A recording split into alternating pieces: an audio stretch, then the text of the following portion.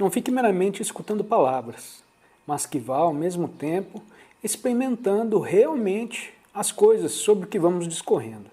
E também, as palavras devem exprimir a sua verdadeira significação, sem resistência da nossa parte. Em geral, ouvimos uma conferência e nos vamos sem termos experimentado diretamente o que se disse. E seria uma lástima se estivéssemos simplesmente escutando, sem experimentar. Mas se pudermos sentir realmente, como experiência, o que estamos ouvindo, é provável então que se realize aquela transformação essencial, tão evidentemente necessária nessa época de crise mundial. Não creio em ideias porque as ideias podem ser enfrentadas com outras ideias, resultando daí mera argumentação, refutação ou aceitação. Se estamos apenas a escutar ideias, a acumular novas formas de conhecimento ou adquirir uma determinada capacidade técnica, estamos, com efeito, cuidando de coisas sem nenhuma eficácia para enfrentar a vida. O que é necessário, a meu ver, é que sejamos capazes de viver nesse mundo insano e confuso, com confiança, com clareza e simplicidade, enfrentando a vida tal como se nos apresenta, sem nenhum pensamento relativo ao amanhã. Isto é dificílimo, pois nós, em geral, vivemos num mundo de ideias, e as ideias são conhecimento, experiência e tradição. As ideias nos são sumamente importantes, nos guiando a vida, nos moldando o pensar e a ação futura. E por isso nunca vivemos uma vida completa, porque o passado está sempre a projetar sobre nós a sua sombra. Ora, sem dúvida o importante não é que se opere uma mudança em que seja continuado sob forma diferente o que já existe, mas sim que se opere uma revolução total do nosso pensar, o que significa que devemos abandonar as coisas que conhecemos para ficarmos em um estado de correspondência com o desconhecido. A mim, me parece, quase todos nos achamos numa confusão extrema, porque estamos rodeados de tantas ideias novas, tantas influências, tantos instrutores a nos dizerem o que devemos fazer, o padrão de vida, a filosofia, a doutrina que devemos seguir. Ou quando tudo isso não produz os resultados desejados, retornamos ao velho, ao tradicional. Dentre essa multidão de influências e ideias contraditórias e confusas, somos forçados a escolher e seguir o que pensamos ser a verdade. Mas na própria ação de seguirmos o que consideramos ser a verdade, há também confusão. Se considerarmos as nossas vidas com muita atenção e seriedade, veremos que estamos confusos. Acho muito importante começarmos daí, e não que busquemos a claridade. A mente confusa não pode achar a claridade, porque tudo o que ela encontrar será também confuso. Afinal, eu e vocês estamos interessados em descobrir o que é verdadeiro, e esse descobrimento pode produzir uma revolução, uma libertação do nosso pensar no nosso ser. Mas não pode realizar-se esse descobrimento, essa libertação, enquanto não soubermos o que realmente somos, não o que desejamos ser, mas o que é.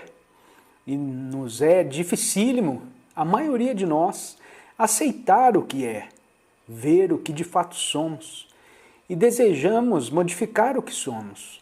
E com esse desejo, com esse impulso, nos pomos a considerar o estado relativo ao que somos. Por isso, nunca vemos o que realmente somos. Penso ser esta a verdadeira base para a revolução ou o descobrimento do que é verdadeiro.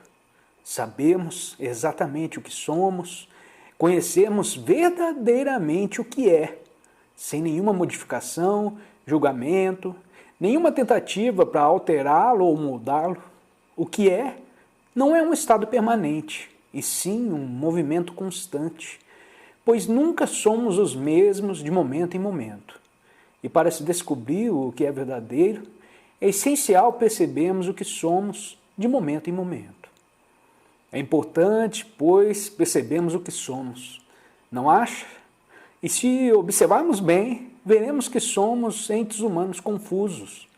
Somos infelizes. Estamos presos nas redes de inumeráveis crenças e experiências.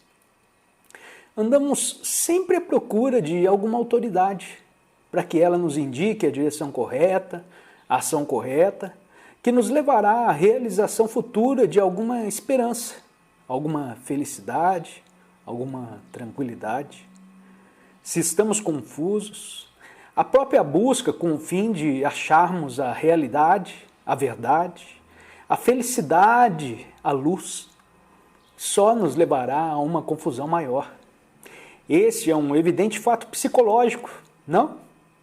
Se minha mente está confusa, qualquer ação, qualquer decisão, qualquer livro, qualquer instrutor que eu siga ou qualquer disciplina que imponha a mim mesmo estará sempre dentro da esfera da confusão.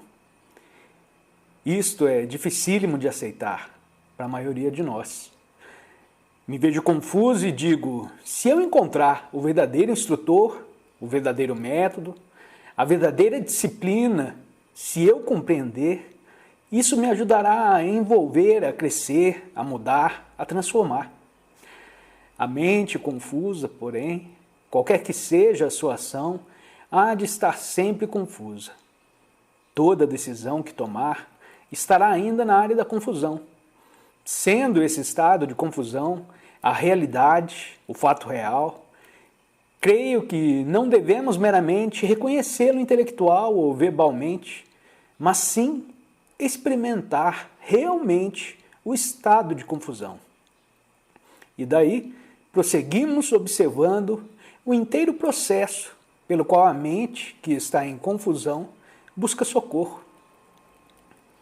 Afinal, esta é a razão porque a maioria de nós está aqui, não é verdade? Os mais de nós está aqui porque deseja ser ensinado ou estimulado ou para ver confirmadas as suas próprias experiências pessoais. Queremos ser ajudados. Talvez outros mestres, outros livros, outros filósofos não tenham correspondido às nossas expectativas. E por isso recorrem a uma nova pessoa. Mas essa mente que está buscando é ainda a mesma mente confusa. E a mente que está confusa jamais pode compreender o que lhe põe à frente. Ela traduzirá tudo o que vê de acordo com as suas idiosincrasias, seu especial padrão de pensamento ou suas próprias experiências. Portanto, é incapaz de ter a verdadeira percepção. Que me seja permitido lembrar quanto é importante saber escutar. São incapazes as nossas mentes de escutar, porque estão sempre traduzindo, justificando, condenando, aceitando ou rejeitando alguma coisa. Ora, qualquer atividade de tal ordem não é escutar. Se observar a sua mente, o que espero que faça durante as palestras que vamos realizar aqui, verá o quanto é difícil escutar seus conhecimentos, suas experiências, seus preconceitos, suas apreensões pelo que chama o padrão de vida americano, o seu medo do comunismo e etc. Tudo isso te está impedindo de escutar não só o que digo, mas também as coisas da vida. O que importa é que escute pela maneira correta, não só a mim, mas a todas as coisas, porque a vida é tudo e se acha num movimento constante.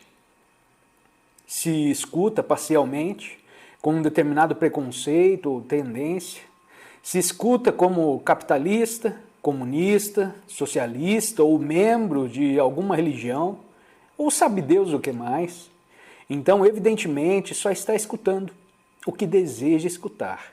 E, portanto, não há libertação, não há compreensão do novo. o rompimento de todas as cadeias, a revolução completa, que se mostra tão essencial. Sem dúvida, só quando a mente se acha num estado de correspondência com o desconhecido, pode haver ação criadora da realidade. Entretanto, a mente que está sempre presa no campo do desconhecido não tem nenhuma possibilidade de se transformar, de operar a própria transformação e descobrir, assim, um novo significado da vida.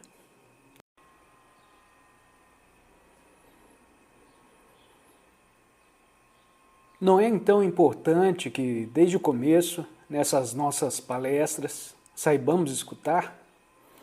Creio que o problema fica resolvido inteiramente quando sabemos escutar, não só ao que se está dizendo, mas a todas as sugestões, todos os impulsos inconscientes, todas as influências, as palavras do amigo, da esposa, do marido, do político, do jornal. Se sabe escutar, esse escutar é então em si uma ação completa. Acho importante compreender isso. E por essa razão me permito frisar esse ponto, pois não vou oferecer ideias novas. As ideias não são importantes, absolutamente. Pode-se ter ideias novas ou escutar algo nunca ouvido antes. O importante, porém, é a maneira de escutar, não só a ideias ou algo novo, mas a todas as coisas. Pois quando sabemos escutar, esse próprio ato de escutar é uma libertação. Se realmente experimentar o que estou dizendo, descobrirá por você mesmo a verdadeira perspectiva. A mente que é capaz de escutar sem traduzir, sem interpor suas próprias ideias, experiências, conhecimentos ou desejos, é sem dúvida uma mente tranquila, uma mente serena. Só quando a mente está tranquila, o novo pode se verificar, sendo o novo o eterno, ou que nome você queira dar, o que é sem importância. Como sabe, porém, nós, em geral, temos inumeráveis ideias, desejos e ânsias, e por esta razão nunca há um momento em que a mente esteja realmente tranquila. Me parece, portanto, que o que mais importa em todas as palestras que se vão realizar aqui, neste próximo fim de semana, é que se saiba a arte de escutar.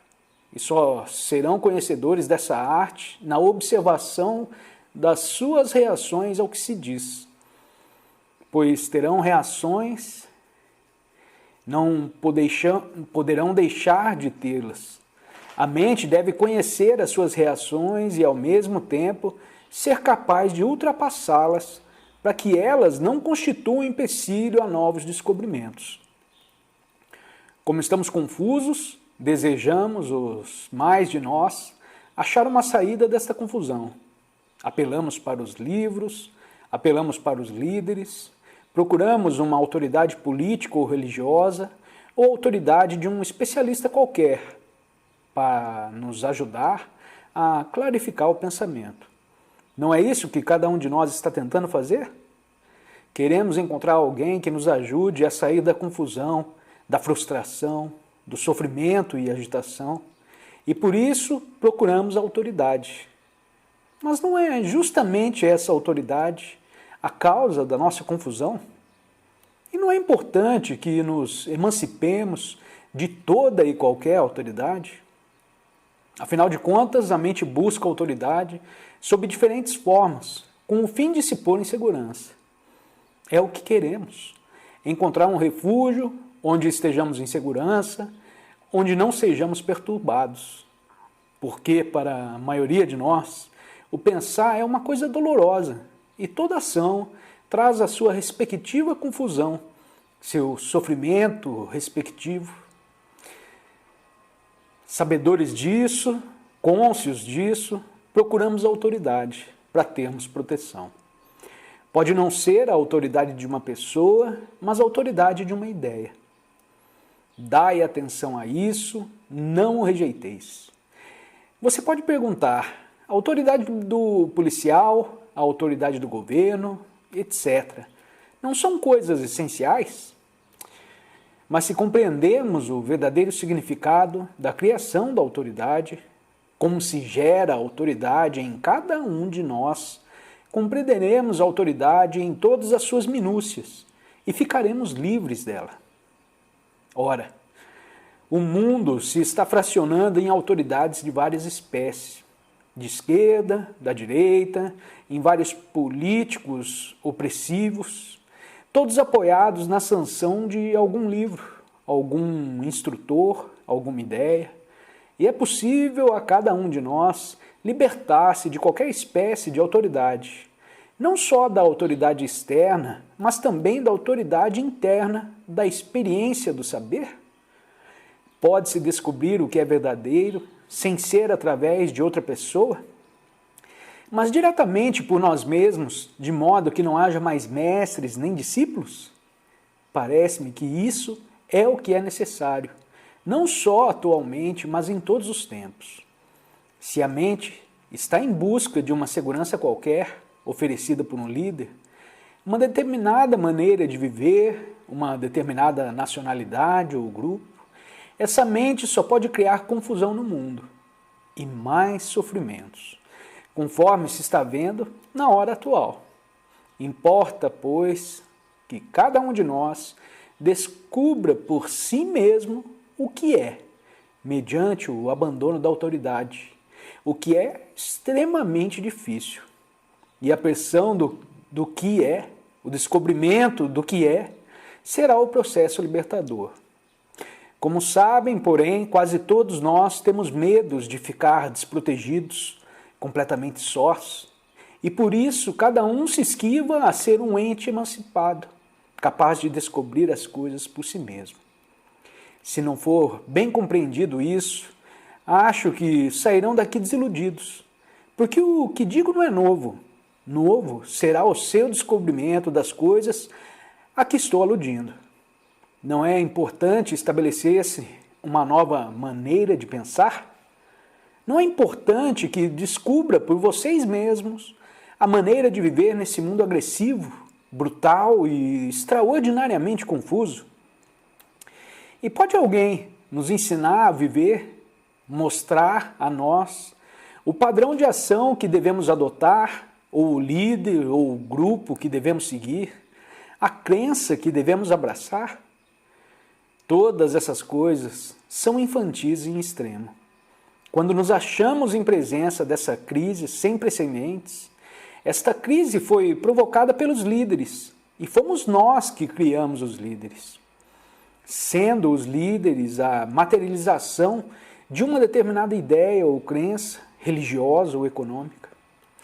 Não acha então que muito importa a cada um de nós libertar a sua mente de todo tipo da ideia de autoridade? O que significa realmente, se penetrarmos bem, libertá-la do seu apreço ao saber, de modo que nossa mente seja nova, fresca e possa funcionar de maneira completamente nova? Ora, confiamos demais no saber. O homem que escreve um livro sobre a mente ou que disserta a respeito da mente, nós o aceitamos como autoridade. Damos um nome ao seu pensamento e o esposamos. Nunca nos pomos a investigar o inteiro processo do nosso pensar, para o descobrirmos por nós mesmos. E é por isso que temos tantos líderes, cada um fazendo valer a sua autoridade e nos dominando. E pode alguém lançar fora tudo isso e descobrir as coisas por si mesmo? Porque é bem de ver, o saber é um obstáculo à compreensão.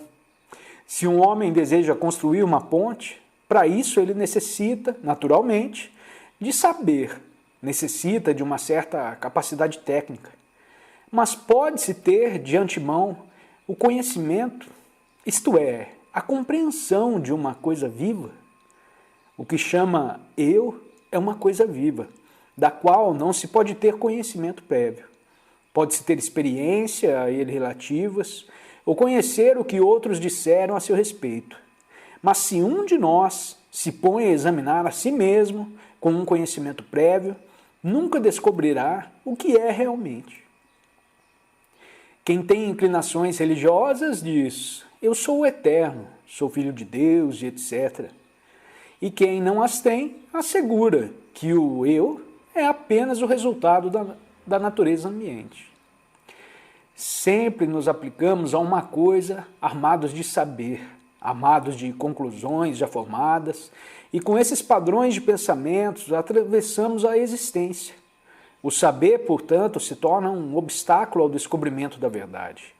Se desejo conhecer a verdade a respeito de mim mesmo, tenho que descobrir a mim mesmo, a cada minuto, exatamente como sou, e não como fui ou como desejo ser. Preste atenção a isso, porque se anda escrevendo livros e mais livros, conferências e mais conferências se realizam, e o resultado é que tudo isso é mais o rádio, e mais o rádio, a televisão, os jornais, os discursos políticos, os instrutores, tudo está nos condicionando, moldando por um certo padrão, e com esse condicionamento queremos descobrir o que é verdadeiro. Condicionamento é conhecimento, tradição, o que já foi, o passado, tanto o passado de ontem como o passado de há 1000 anos. Tal é a nossa mente, e com esta mente queremos descobrir o que é verdadeiro. Ora, para se descobrir o que é verdadeiro, temos de estar livres de condicionamento. Nosso condicionamento de americanos ou russos, católicos ou protestantes, artistas ou poetas, temos de estar livres do condicionamento inerente a uma determinada capacidade. Portanto, a identificação com uma capacidade produz orgulho. Assim, pois, a mente que quer descobrir o que é verdadeiro tem de estar livre do saber. Se observar, porém, verá que a sua mente está sempre a acumular conhecimentos, a armazenar conhecimentos. Toda experiência se torna mais um reforço ao saber. Nossas mentes nunca estão livres para serem tranquilas, porque estão repletas de conhecimentos, de saber. Sabemos demais, mas em verdade nada sabemos sobre coisa alguma. E com essa imensa carga às costas, queremos ser livres. Mas o fato é que não estamos conscientes disso. E se nos tornamos conscientes, resistimos por acharmos que o saber é essencial à libertação. Ora, por certo, o saber é um empecilho, um obstáculo ao descobrimento do que é verdadeiro. A verdade tem que ser uma coisa viva, totalmente nova a cada segundo. E como pode a mente que acumula saber, conhecimentos, compreender o que é desconhecido? Você o chama de Deus, o chama de verdade, ou como quiser, mas não pode procurar o desconhecido, porque se o procura, isso significa que já o conhece, e conhecê-lo é negá-lo. Preste atenção a tudo isso. Todas as religiões se baseiam na ideia do saber, do experimentar, do crer, e assim, desde o tempo de meninos, somos condicionados para crer. Já temos conhecimento prévio e adoramos isso que já conhecemos. Sempre nos assusta o desconhecido. O desconhecido pode ser a morte, pode ser o amanhã. A mente que está vivendo com o conhecido nunca pode achar-se num estado de revolução. Jamais pode produzir aquele estado que a torna acessível à verdade. Nossa principal incumbência não é a de procurarmos Deus ou a verdade, porquanto, quando o procuramos, já o destruímos. Procuramos uma coisa que desejamos, uma coisa que nos dê prazer e satisfação, o que com efeito significa a projeção dos nossos desejos no futuro. Projetamos o nosso próprio passado no amanhã e no amanhã estamos adorando o passado. Se desejamos realmente compreender o que digo, escute, sem fazer esforço, para libertar a mente do passado. Escute simplesmente e vê como a mente é o resultado do passado. Não só a mente consciente, mas também a inconsciente. A mente que está sempre a funcionar quer estejamos acordados, quer estejamos dormindo. As muitas camadas do inconsciente, os ocultos temores, impulsos, motivos, obstáculos, tudo isso é resultado do passado, como é a mente consciente que luta com o imediato.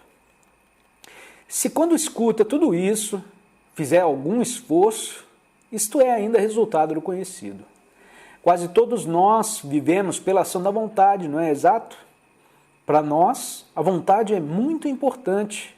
Isto é, a vontade de ser ou de vir a ser, a vontade de vir a ser, de ser, é a ação do conhecido, não é verdade? Portanto, a ação da vontade não pode encontrar nunca o que é real.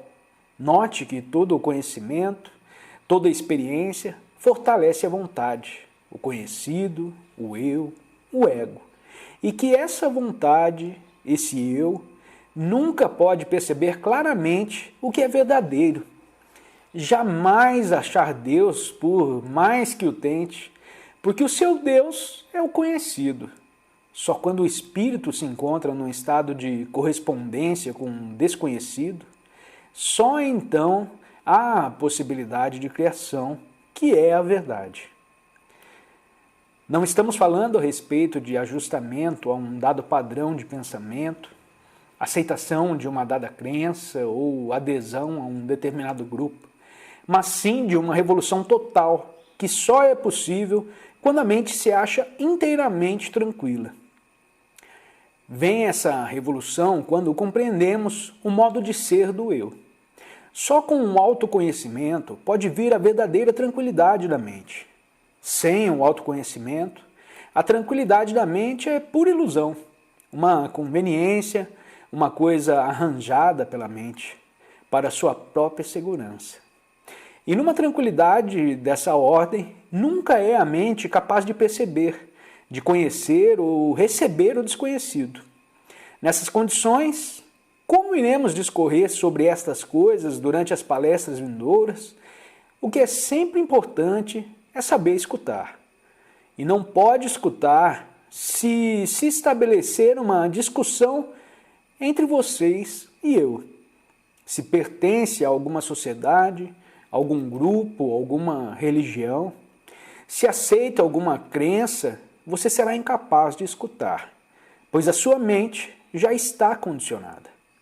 A mente condicionada não pode escutar, não é livre para escutar, mas se for capaz de escutar de maneira total, creio que se verificará então uma revolução fundamental, não produzida por nenhuma ação do eu, a qual, portanto, será uma verdadeira transformação.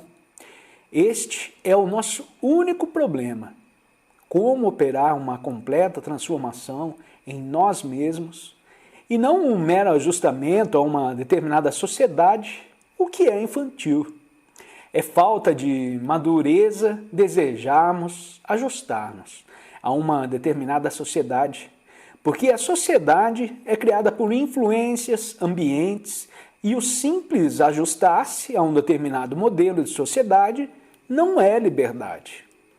O que é necessário, assim me parece, é a transformação fundamental, não resultante de volição nem da ação de qualquer autoridade, mas que só vem quando compreendemos o processo total do nosso ser, conhecer a nós mesmos, tal como somos, nos ver tão claramente, como vemos os nossos rostos num espelho, sem desfiguração. Tal é o começo da verdade. Requer isso muito percebimento, um percebimento sem escolha nenhuma. No momento em que começamos a escolher, já estamos agindo de acordo com o nosso condicionamento. Mas o saber que está agindo de acordo com o nosso condicionamento e o perceber a verdade a esse respeito, isso já é o começo daquele percebimento em que não há escolha. Tudo isso cada um pode observar em si mesmo. Não se precisa procurar nenhum filósofo, nenhum instrutor, nem pertencer a nenhum grupo. Os vários grupos a que pertencem te fazem limitados, confusos e estão em contradição uns com os outros, criando animosidade, embora falem de fraternidade. Se uma pessoa sabe que a verdade não pode ser achada por intermédio de ninguém, de nenhum livro, de nenhuma religião, que a realidade só se torna existente quando a mente está de todo tranquila, que a tranquilidade só pode vir com o autoconhecimento e que o autoconhecimento não lhe pode ser dado por ninguém, mas tem que ser descoberto por ela própria, momento por momento. Então, por certo, aparece uma tranquilidade mental, que não é morte, mas uma paz realmente criadora. E só então pode surgir o eterno.